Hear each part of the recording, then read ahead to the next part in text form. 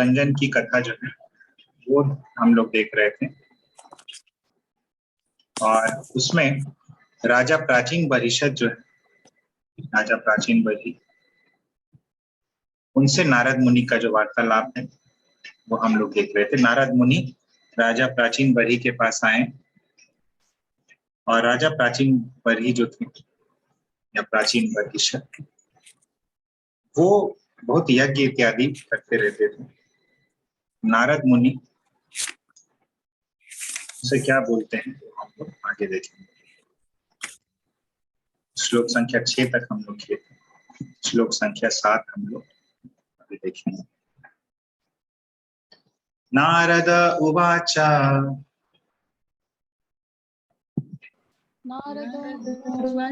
भो भो प्रजापते राजन् प्रजापते राजन् पशून् पश्य त्वयाध्वरे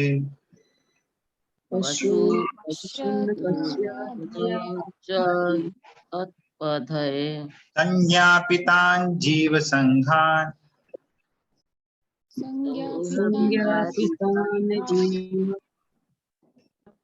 निर्घृणेन सहस्रशः।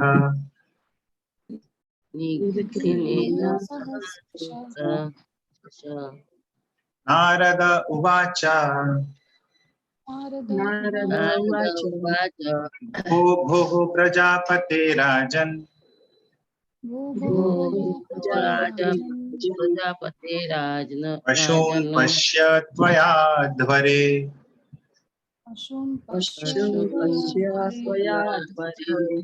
संज्ञापितान् जीवसङ्घान्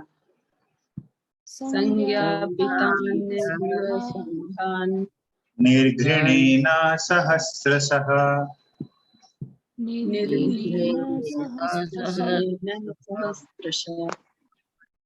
रिपीट करना चाहेंगे।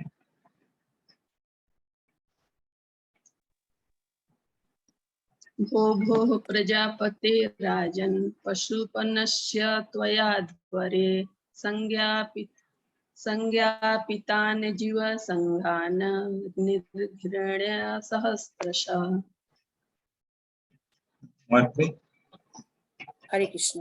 भो भो प्रजापते राजन् पशून् पश्य तयाध्वरे संज्ञापिताङ्गी जीवसङ्घा निर्घिनेन सहस्रशः। हरे कृष्ण। हरे कृष्ण। हरे कृष्ण। भो भो प्रजापते राजन् पशून् पश्य त्वयाध्वरे संज्ञापितान् जीवसङ्घान् निर्घृणेन सहस्रशः। हरे कृष्ण। तो यहाँ पे जो सहस्र है वो सहस्र है, सहस्त्र नहीं है। त्रा रहेगा तो अलग रहेगा उसका लिखने का तरीका। ये सहस्र है, तो सहस्र, सहस्त्र नहीं।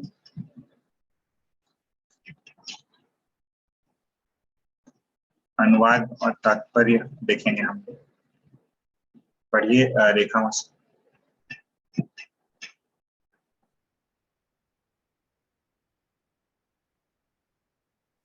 हरे कृष्ण। नारद मुनि ने कहा, हे प्रजापति, हे राजन, तुमने यज्ञ स्थल में जिन पशुओं का निर्दयता पूर्वक वध किया है उन्हें आकाश में देखो। तात्पर्य, चूंकि वेदों में पशु यज्ञ की संस्तुति है, अतः समस्त धार्मिक अनुष्ठानों में पशु बलि की दी जाती है, किंतु शास्त्रों में दी गई विधि से पशु बलि करके संतुष्ट नहीं हो जाना चाहिए। मनुष्य को इन अनुष्ठानों से ऊपर उठकर वास्तविक सत्य जीवन लक्ष्य जानने का प्रयत्न करना चाहिए। नारद मुनि ने राजा को जीवन के असली लक्ष्य का उपदेश देकर उसके हृदय में वैराग्य की भावना जगानी चाहिए। ज्ञान तथा वैराग्य ही जीवन के चरम लक्ष्य है। बिना ज्ञान के मनुष्य भौतिक सुखों को नहीं छोड़ सकता, और भौतिक सुख से विरक्त हुए बिना मनुष्य आध्यात्मिक उन्नति नहीं कर सकता। कर्मी प्रायः इंद्रिय तृप्ति में लगे रहते हैं और इसके लिए वे अनेक सारे पाप कर्म कर सकते हैं। पशुवत तो ऐसे पाप कर्मों में से एक है। फलतः नारद मुनि ने अपनी योग शक्ति से राजा प्राचीन बरहिसत को वे सारे मृत पशु दिखलाए जिनका राजा ने वध किया था। हरे कृष्ण। हरे कृष्णा। तो नारद वाचा, नारद जी ने कहा, भो भो प्रजापते, हे प्रजापति, हे प्रजापति। भो जो होता है वो संबोधन होता है, जैसे हे होता है, अरे होता है, उसी तरह भो भी होता है। पशून पश्य, पशुओं को देखो। किन पशुओं को? अध्वरे त्वया संज्ञापितान निर्घृणेन जीव संघान सहस्रशः।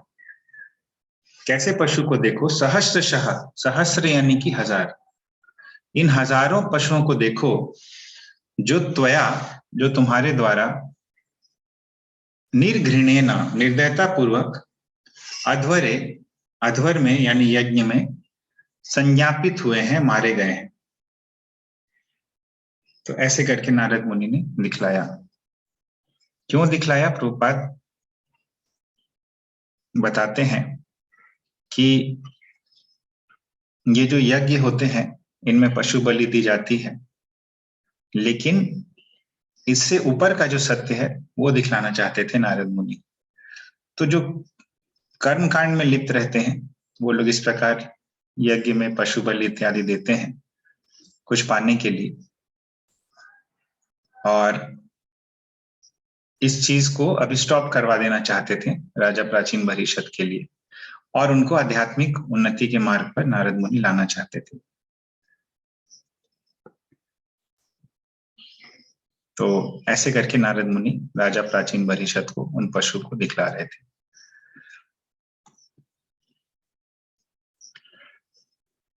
तो श्लोक संख्या 8 पे चलेंगे। एते त्वां संप्रतीक्षन्ते, एते एते त्वां संप्रतीक्षन्ते स्मरन्तो वैशसं तव, स्मरन्तो वैशसं तव परेतमयः कूटैश् सम्परेतमयः छिन्दन्त्युत्थितमन्यवः। इन्दन्त्युत्थितमन्यवः। एते त्वां संप्रतीक्षन्ते, एते त्वां संप्रतीक्षन्ते स्मरन्तो वैशसं तव, स्मरन्तो वैशसं तव सम्परेतमयः कूटैश्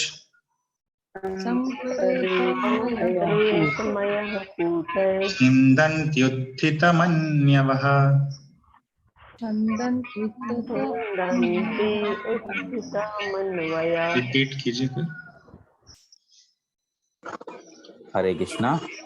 एते त्वां संप्रतीक्षन्ते स्मरन्तो वैशसं तव, सम्परेतमय कुटै छिन्दन्ति उत्थितमन्यवः। हरे कृष्ण। और कोई? हरे कृष्ण। एते त्वां संप्रतीक्षन्ते स्मरन्तो वैशसं तव, सम्परेत मया कूटैश्चिन्दत्युत्थितमन्यवः। हरे कृष्ण। और कोई?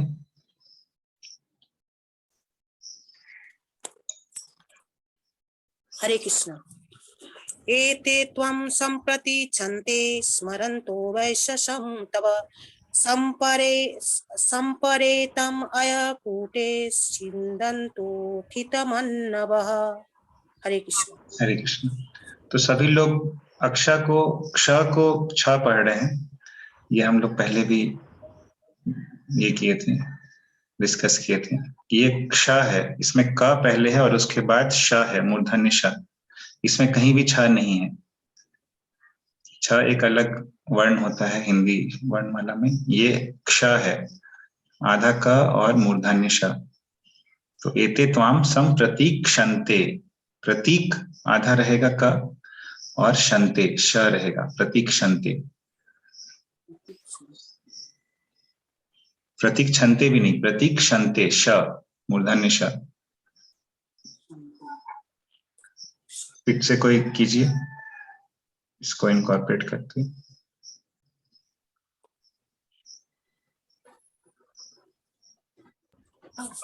एते त्वां सम्प्रतिशन्ते स्मरन्तो वै संशव संपरेतमयः कूटे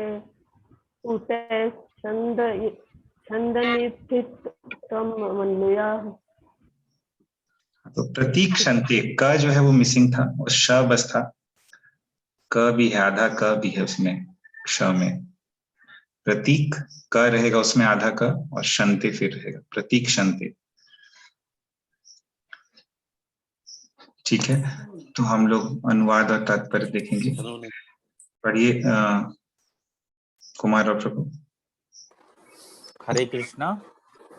ये सारे पशु तुम्हारे मरने की प्रतीक्षा कर रहे हैं, जिससे वे उन पर किए गए आघातों का बदला ले सके। तुम्हारे मृत्यु के बाद वे अत्यंत क्रोध पूर्वक तुम्हारे शरीर को लोहे के अपने शिंगों से भेद डालेंगे। हरे कृष्ण। तात्पर्य पढ़ना प्रभु जी। जी प्रभु जी। तात्पर्य, नारद मुनि का उद्देश्य राजा प्राचीन बहिष्त का ध्यान यज्ञों में होने वाले अत्यधिक पशुवध के अत्याचार की ओर आकृष्ट करना था। शास्त्रों का कथन है कि यज्ञ में पशुओं का वध करने से उन्हें मनुष्य जन्म प्राप्त होता है। इसी प्रकार जो क्षत्रिय युद्ध भूमि में न्यायोचित उद्देश्य अपने शत्रुओं से लड़ते हुए अपने शत्रुओं को मारते हैं, वे मृत्यु के पश्चात स्वर्गलोक प्राप्त करते हैं। मनुस्मृति में कहा गया है कि राजा के लिए आवश्यक है कि वह हत्यारे को इसी जीवन में दंडित करे, जिससे अपने अपराधों के लिए उसे अगले जन्म में कष्ट ना भोगना पड़े। इसी आधार पर नारद मुनि राजा को आगाह कर रहे हैं कि उसके द्वारा यज्ञ में जितने पशुओं का वध हुआ है, वे उसकी मृत्यु के बाद अपना बदला लेने की प्रतीक्षा कर रहे हैं। नारद मुनि यहाँ पर अपनी बात का खंडन नहीं कर रहे हैं। नारद मुनि राजा को विश्वास दिलाना चाहते थे कि अत्यधिक पशुवध खतरनाक है, क्योंकि यदि ऐसे यज्ञ में थोड़ी सी भी त्रुटि रह जाए तो बलि किया गया पशु मनुष्य देह नहीं पा सकता। फलतः यज्ञ करने वाले पुरुष को ऐसे पशु की मृत्यु के लिए उत्तरदायी होना पड़ेगा।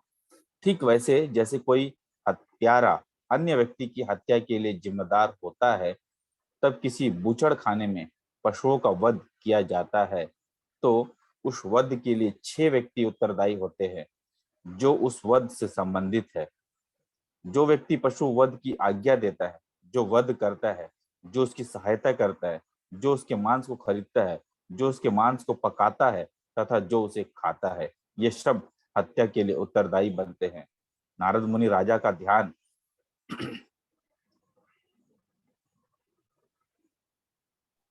इसी तथ्य की ओर आकर्षित करना चाह रहे थे। इस प्रकार से यज्ञ में भी पशुवध को प्रोत्साहन नहीं दिया जाता। हरे कृष्ण। हरे कृष्ण प्रभु जी। तो एते त्वाम संप्रतीक्षन्ते, एते यानी ये सब, कौन सब? ये जो पशु हैं जिनका तुमने वध किया था यज्ञों में, त्वाम संप्रतीक्षन्ते, तुम्हारी प्रतीक्षा कर रहे हैं। क्यों प्रतीक्षा कर रहे हैं? तव वैशसम स्मरन्तः, तुम्हारे द्वारा जो पीड़ा पहुंचाई गई थी इनको, उसकी याद करके तुम्हारी प्रतीक्षा कर रहे हैं लोग। संपरेतम अयः कूटः छिन्दन्ति उत्थितमन्यवः। तो संपरेतम, जब तुम्हारी मृत्यु हो जाएगी, तब संपरेतम, तो ये लोग क्या करेंगे? उत्थिता मन्यवः, इनका क्रोध रहेगा चूंकि, तो ये लोग उस क्रोध के कारण अयः कूटः, लोहे के सिंगों से तुम्हारे शरीर को छिन्दन्ति, छेद कर देंगे। तो ये तुम्हारी प्रतीक्षा कर रहे हैं। ऐसे करके नारद मुनि राजा प्राचीन बहिषद को बतलाते हैं। क्यों बतलाते हैं? क्योंकि यज्ञ में जो पशुवध होता है, जो मान लीजिए बहुत ज्यादा यज्ञ कर रहा है कोई व्यक्ति, और ज्यादा यज्ञ कर रहा है, तो हो सकता है कि किसी यज्ञ में जो मंत्रोच्चारण में कुछ कमी रह गई है और पशु जिसका वध किया गया है उसको हायर शरीर नहीं मिला है और अच्छा देह नहीं मिला, तो ऐसे जो वध किए गए पशु हैं, ये लोग जो है अपना बदला जो है वो लेंगे क्रोधित होकर। तो इसीलिए नारद मुनि ऐसे बता रहे हैं यहाँ पे। तो यहाँ पे बताते हैं कि जो व्यक्ति पशुवध करता है या पशुवध के क्रम में 6 प्रकार के लोगों को उत्तरदायी माना जाता है मनुस्मृति के अनुसार। तो 6 प्रकार के लोग कौन से हैं?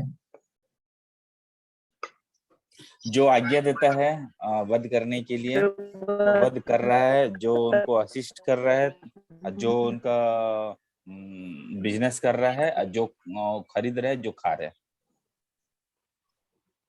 जो पका रहा है। जो बिजनेस कर रहा है और जो मार रहा है वो सेम है मोस्टली। जो पका रहा है वो एक पॉइंट था। तो जो आज्ञा देता है, जो वध करता है, वध करने में जो उसकी सहायता करता है, जो उसके मांस को खरीदता है, जो उस मांस को पकाता है और जो उसको खाता है। तो मान लीजिए आप किसी को कुछ धन दिए और उस धन से उसने पशु मांस जो है वो खाया, तो उसका कितना रिएक्शन लगेगा उस व्यक्ति को जिसने धन दिया?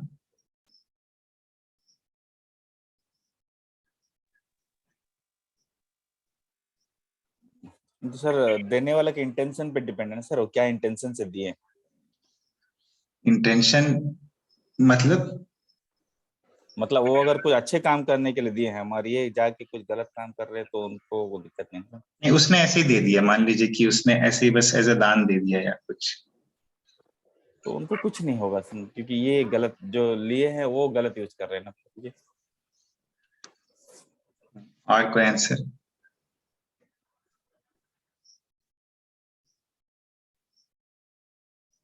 देने वाला भी उसको पाप भोगना पड़ेगा। हाँ, क्यों भोगना पड़ेगा?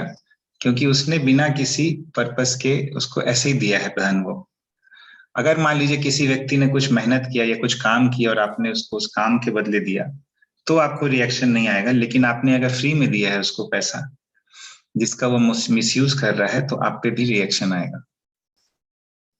ये कर्म का लॉ जो है ऐसे है, क्योंकि वो आपका धन यूज हुआ है। लेकिन मान लीजिए कोई मेहनत करके या कुछ चीज बेच करके वो धन आपसे ले रहा है, तो वो उसकी मेहनत के बदले उसका कॉम्पेंसेशन है। तो इसीलिए उस परिस्थिति में आप पे रिएक्शन नहीं आएगा।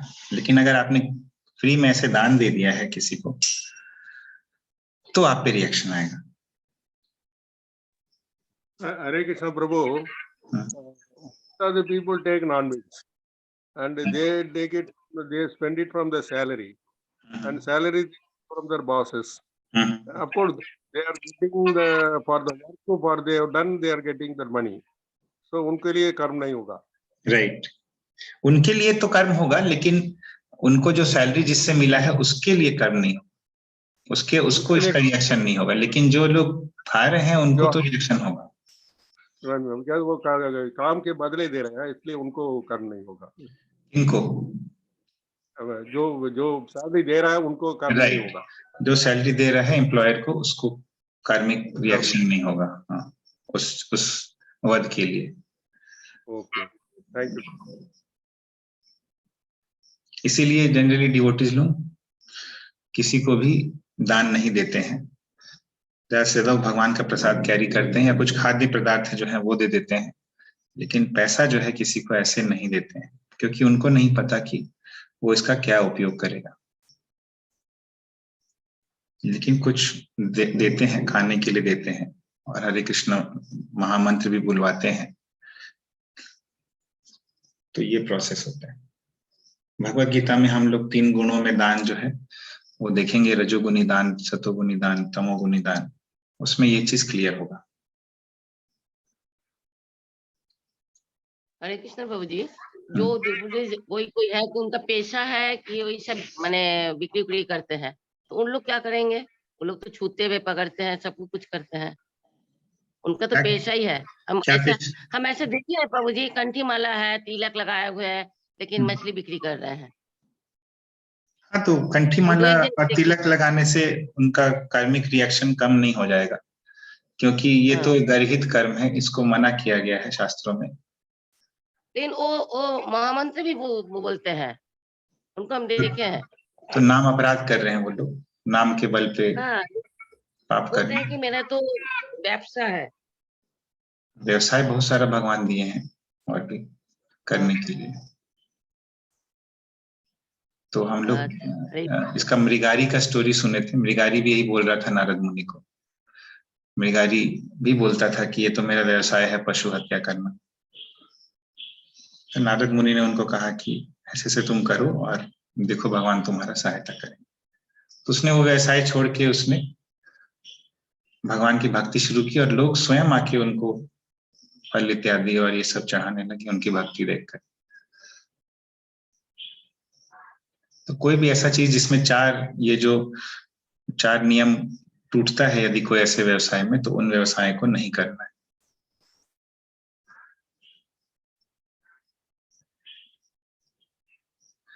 ऐसे इस्कॉन में भी बहुत सारे उदाहरण थे। जो लोग भक्ति में आने से पहले, राधेश्याम प्रभु बता रहे थे कि एक व्यक्ति सब्जी इत्यादि बेचता था, लहसुन प्याज भी था उसमें इंक्लूडेड, थोक व्यापारी था।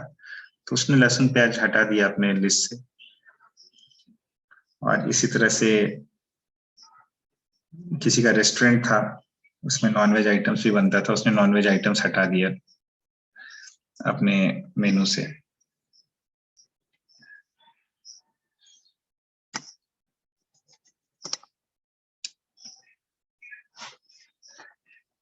और किसी का कोई पॉइंट है या प्रश्न है?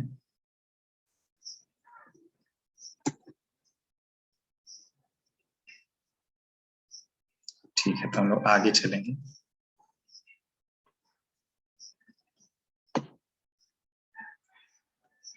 अत्र ते कथयिष्येमूम्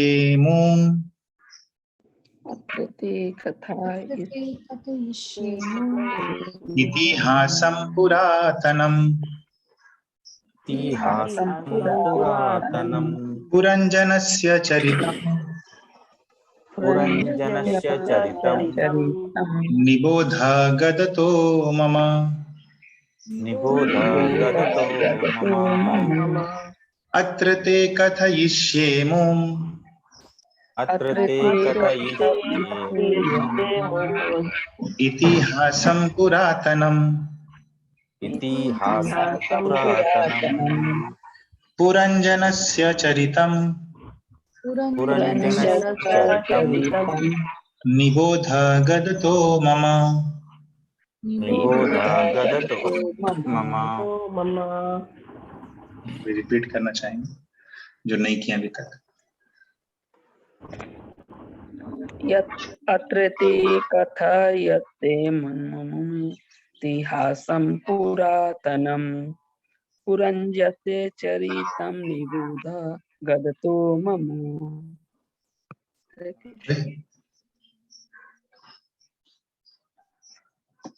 कृष्ण। इतिहासं पुरातनं पुरञ्जनस्य चरितं निबोध गदतो मम। हरे कृष्ण। पढ़ो मम्मी।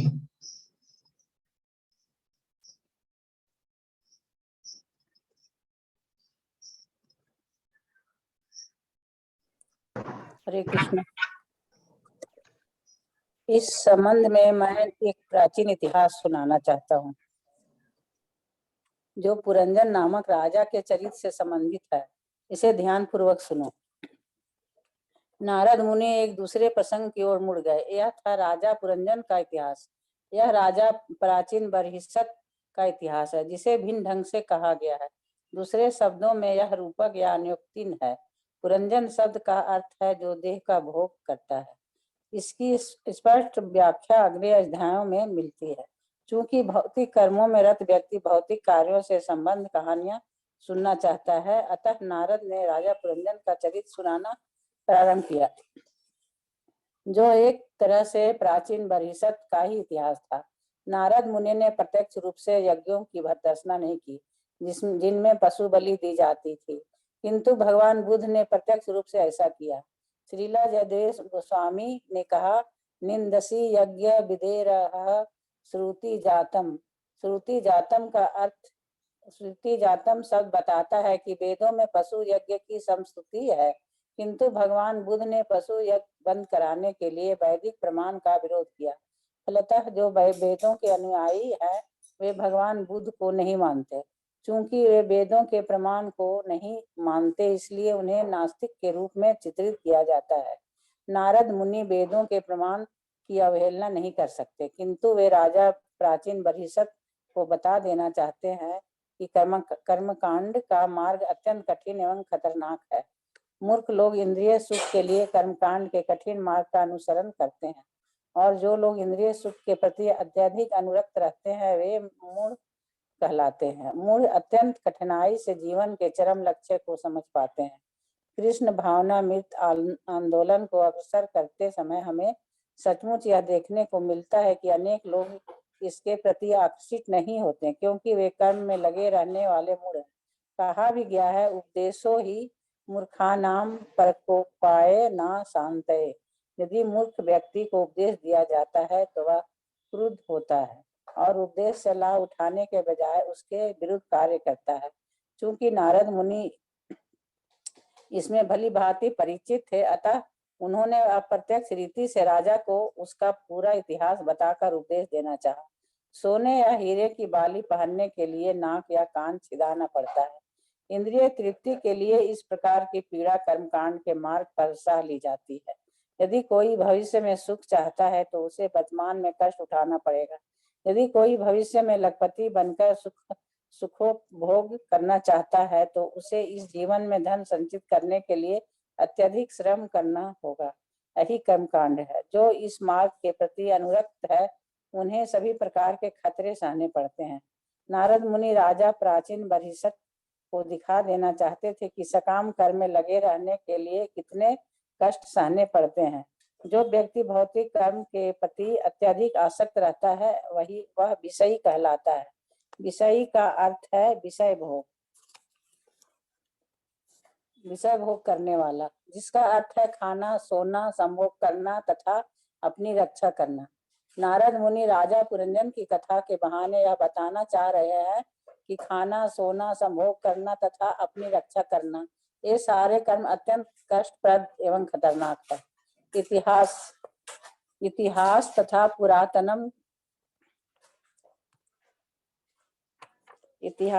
पुरातनम सब यह बताते हैं कि यद्यपि जीवात्मा भौतिक शरीर के भीतर रहता है, किंतु उसका इतिहास अत्यंत प्राचीन है। इस संबंध में श्रीला भक्ति विनोद ठाकुर का गीत है, अनादि कर्म फले पड़ी भरवान नौ जले, तारी बारे ना देखी उपाय। अपने पूर्व कर्मों के कारण मैं संसार रूपी सागर के जल में गिर गया हूँ और अब इसमें से निकलने का कोई उपाय नहीं सूझ रहा। इस भौतिक जगत में प्रत्येक जीवात्मा अपने विगत कर्मों के कारण दुख उठा रहा है, अतः हर एक का अपना अपना प्राचीन इतिहास है। मूर्ख भौतिक विज्ञानियों ने विकास संबंधी अपने अपने सिद्धांत बनाए हैं, जिनका संबंध केवल भौतिक शरीर से है, किंतु वास्तव में असली विकास यह नहीं है। असली विकास तो जीवात्मा का इतिहास है, जो पुरंजन अर्थात शरीर के भीतर रहने वाला है। श्री नारद मुनि इस विकास सिद्धांत की व्याख्या विज्ञ पुरुषों के लिए भिन्न रूप से करेंगे। हरे कृष्णा। हरे कृष्णा। तो अभी नारद मुनि राजा प्राचीन भरिष्यत से बात करते हुए कहते हैं कि अत्र यहाँ ते कथयिष्ये, मैं तुमसे कहूंगा, यहाँ पर क्या कहूंगा, इस प्रसंग में अमुम इतिहासम पुरातनम, अत्यंत प्राचीन इतिहास कहूंगा। क्या है वो इतिहास? पुरंजनस्य चरितम, पुरंजन का चरित्र, निबोध गदतो मम, मम गदतः, मेरे द्वारा सुनाया गया ये जो इतिहास है, निबोध, इसको समझने का प्रयास करो। तो ये पुरजना, पुर में रहने वाला व्यक्ति यानी जीवात्मा, पुर यानी शरीर में रहने वाला, और खासकर जो शरीर का भोग करना चाहता है, तो पुरंजन, ये एक एलिगोरिकल स्टोरी है। एलिगोरी मतलब किसी एक व्यक्ति का स्टोरी के माध्यम से दूसरा चीज बताने का, बताना, इसको एलिगोरी कहते हैं। तो ये एलिगोरिकल स्टोरी है, और हिंदी में रूपक या अन्योक्ति कहते हैं इसको, कि बताया जा रहा है किसी व्यक्ति के बारे में लेकिन इंडिकेशन दूसरे व्यक्ति के लिए। तो ये पुरंजन की कथा के माध्यम से नारद मुनि क्या कहना चाहेंगे वो हम लोग आगे देखेंगे। तो प्रभुपाद आगे तात्पर्य में बतलाते हैं कि नारद मुनि ने डायरेक्टली, प्रत्यक्ष रूप से भर्त्सना नहीं की यज्ञों की। और किसने प्रत्यक्ष रूप से भर्त्सना की थी यज्ञों की?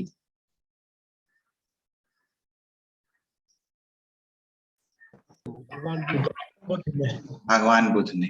और इसीलिए जो दशावतार स्तोत्र है उसमें जयदेव गोस्वामी ने बुद्ध भगवान के बारे में कहा, निंदसी यज्ञ विधेर अहह श्रुति जातम।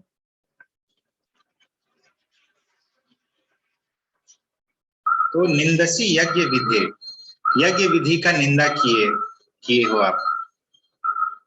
श्रुति जातम, जो कि श्रुतियों में जिसका संस्तुति किया गया था, ऐसे यज्ञ विधि का आपने निंदा किया। तो इसीलिए चूंकि यज्ञ विधि का निंदा किए बुद्ध, गौतम बुद्ध, और वेदों में यज्ञ विधि लिखी हुई है, इसीलिए बौद्ध धर्म जो है उसको अवैदिक कहा जाता है। तो बौद्ध धर्म और जैन धर्म ये दोनों अवैदिक धर्म है, क्योंकि वेदों के हिसाब से ये धर्म नहीं है। और नारद मुनि ऐसा चूंकि नहीं कर सकते थे, इसीलिए उन्होंने इनडायरेक्टली प्राचीन परिषद को बतलाया कि कैसे कर्मकांड का मार्ग जो है बहुत ही खतरनाक है।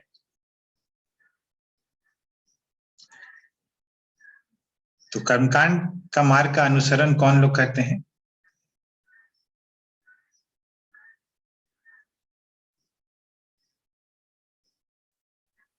जो विषय भोगी होते राइट, राइट, जो इंद्रिय सुख के प्रति आसक्त होते हैं। तो फिर इंद्रिय सुख के प्रति आसक्त हैं तो उनको कर्मकांड का मार्ग क्यों बतलाया गया है? कर्मकांड का मार्ग तो वेदों में ही बतलाया गया है, तो फिर क्यों बतलाया गया है?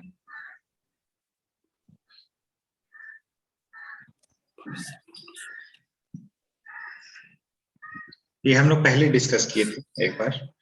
उनको भविष्य में सुख मिलेगा इसलिए। नहीं तो फिर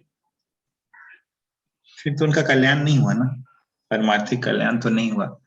उनको जो चीज का मन है वही चीज उनको और दे दिया जा रहा है, जो कि उनको कल्याण की तरफ नहीं ले जाएगा।